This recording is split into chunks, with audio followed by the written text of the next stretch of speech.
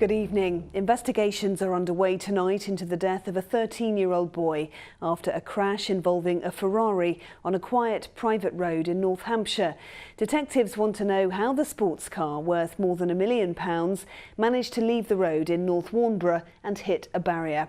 Well, Sam Holder was at the scene earlier today. This is where the Ferrari left the road at around 8:30 last night, colliding with these wooden barriers behind me. And just a short time later, one of the two people inside the car at the time, a 13-year-old boy from Winchester, was pronounced dead at the scene. The other, a 37-year-old man from Surrey, suffered serious injuries. And you can see the impact with the wooden fence behind me. There's still bits of the Ferrari's red body paint on the logs, and on the ground there's bits of broken glass and bodywork. Now, the road is only used as access for a farm and a couple of other shops, all of which were closed at the time. So police are still trying to establish how the Ferrari, which is worth up to £1.5 million, left the road and ended up with such tragic consequences. Sam Holder reporting there. On to more of the day's news now, and drivers faced long delays this afternoon and well into the evening after a caravan overturned on the A31 in the New Forest. It happened at Stony Cross and also affected journeys on the M27 as debris was cleared. A man has been arrested in connection with a fatal hit and run in Guildford. A man believed to be in his 20s was found with serious head injuries near the junction of Portsmouth Road and Turnham Close on Saturday morning. A man has been arrested and remains in custody. A vehicle has also been seized as part of the investigation. The chair of Ofsted has stepped down weeks after he described the Isle of Wight as a poor ghetto that suffers from inbreeding. David Hoare was forced to apologise when his comments prompted a backlash from residents. Well, it is a surprise, and I know it'll make a lot of people on the island very happy, but at this stage we haven't been offered a reason as to why Mr Hoare has resigned. There's nothing in his statement. I think David Hoare was correct in his resignation, because I think by any reasonable standard the remarks are offensive. And I would have thought, I know lots of people within Ofsted, and they would have been appalled to be associated with some of his comments, to be frank. Now, 21 years after the death of a soldier in the Deep Cut Army barracks, a new witness has come forward claiming Sean Benton was bullied to death. The 20-year-old from Sussex was the first of 4 recruits to die from gunshot wounds at the barracks. Now, Stuart Thompson, a former colleague of Sean's, says a fresh inquest should be held and is backing demands for a public inquiry into all the deaths. John Ryle reports. Stuart Thompson quit the army after 4 years' service because, he says, he couldn't bear to be part of something that permitted the regime at Deep Cut, the barracks where 4 young recruits died from gunshot wounds. There was, he says, only one hiding place from Deep Cut's dreaded instructors. Your cupboard, your personal cupboard at Deep Cut, you have to understand that it was literally the only place where instructors couldn't access. They could access everywhere else in the camp except your cupboard, and they were locked from the outside by a padlock, and you had the key. So we had an agreement with 3 or 4 others to take it in turns during the day to lock ourselves in cupboards. I spent literally hours in a cupboard sat in the dark because that was the only way to escape.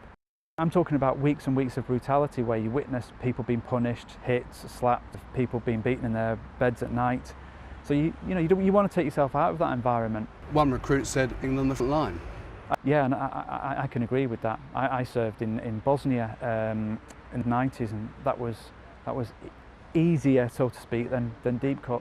Stuart was at Deep Cut with the first soldier to die, Sean Benton, killed by 5 gunshots to the chest. He says the 20-year-old private was bullied to death. Sean was constantly punished, and I can't understand why, and it seemed unaccountable and out of control, and his personality changed. He became more nervous, more unpredictable, upset. I believe he was bullied to death. That he got to a point where he didn't see a way out. Sean Benton's death was suicide, according to the Army, the Ministry of Defence and a coroner. But what happened is far from clear. And why do you say a public inquiry is so important after all this time? There were 4 deaths and countless people brutalised, and they've even now today many of them feel that like they can't even come forward and talk about, you know, how they were targeted. So there needs to be a public inquiry, so to give them an opportunity for them to come forward and speak. Stuart Thompson there talking to our reporter John Ryle. The RMT has announced a fresh round of strikes in its dispute with Southern Rail over the role of guards or conductors on trains. They'll hold a 48-hour walkout on Wednesday and Thursday, September the 7th and 8th. After talks collapsed last week, Southern Rail pressed ahead with changes to the role of guards, transferring responsibility for closing doors to drivers. Motivated decision. If this had been just between us and the company, this dispute would have been over by now, but it's the Department for Transport that are driving this, not Don Southern, but right across the rail network to get rid of the safety critical role of the guard. Meanwhile, angry rail passengers from Sussex went to the Department for Transport today to demand an end to the misery caused by the long-running dispute at Southern. They're angry that many services at Seaford have been replaced with buses. Here's our transport correspondent Mike Pearce. Give Seaford trains back! Taking a train is something many in Seaford have done without for weeks. Since the emergency timetable was introduced at Southern, most services to Brighton have been replaced by a bus, making journeys longer and more difficult. But in sheer desperation today, this group of passengers travelled to London to hand in a protest petition at the Department for Transport, signed by thousands of people. All they want is their rail service back. Ideally, we want the trains back. You know, we're used to having a half-hourly service. People move to Seaford because of the great train service to London to some extent.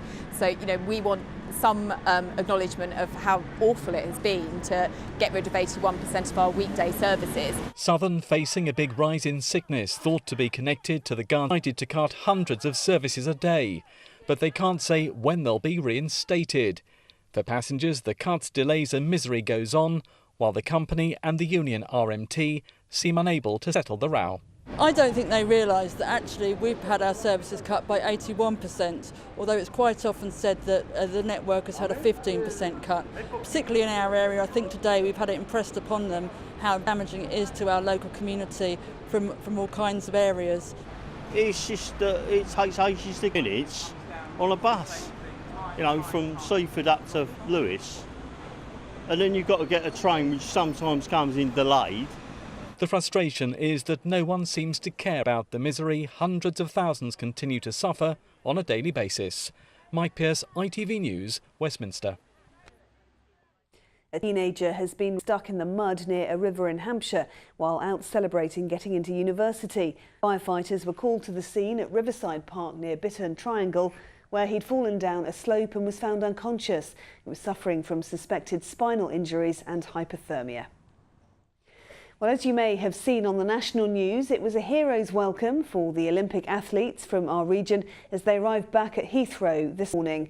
Proudly displaying their gold medals today were sailors from Weymouth, a hockey star, and a diver from Southampton and a golfer from Fleet. Here's what some of our champions had to say about the welcome home. Amazing to get back on British soil, and I don't think any of us expected that welcome. So yeah, a little bit overwhelmed, and it's incredible. I'm going to step away from Olympic sailing now and start doing some America's Cup sailing. So I'm off to Bermuda in November, which will be great, and looking forward to trying to win the America's Cup with Ben Ainsley's British Challenge. Exhausted, but running on adrenaline, absolutely. The most amazing welcome home I think we'll ever experience in our lives. Yeah, super excited. Well, on to football, and in round 2 of the EFL Cup tonight, plenty of game as Brighton eased their way past Oxford United. Final score there was 4-2 to the visitors.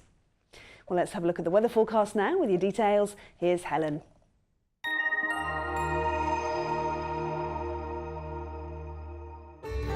From cold fronts to camping, driving through Europe, Eurotunnel the Shuttle sponsors ITV Meridian weather. Hello there, very good evening to you. Well, beautiful salmon skies to end the day today, but overnight tonight, well, it's going to be pretty humid, oppressively so for many.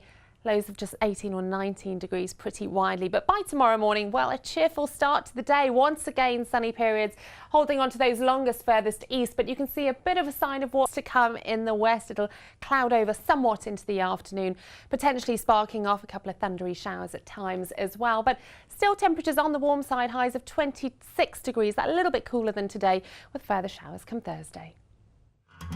Eurotunnel the Shuttle sponsors ITV Meridian weather.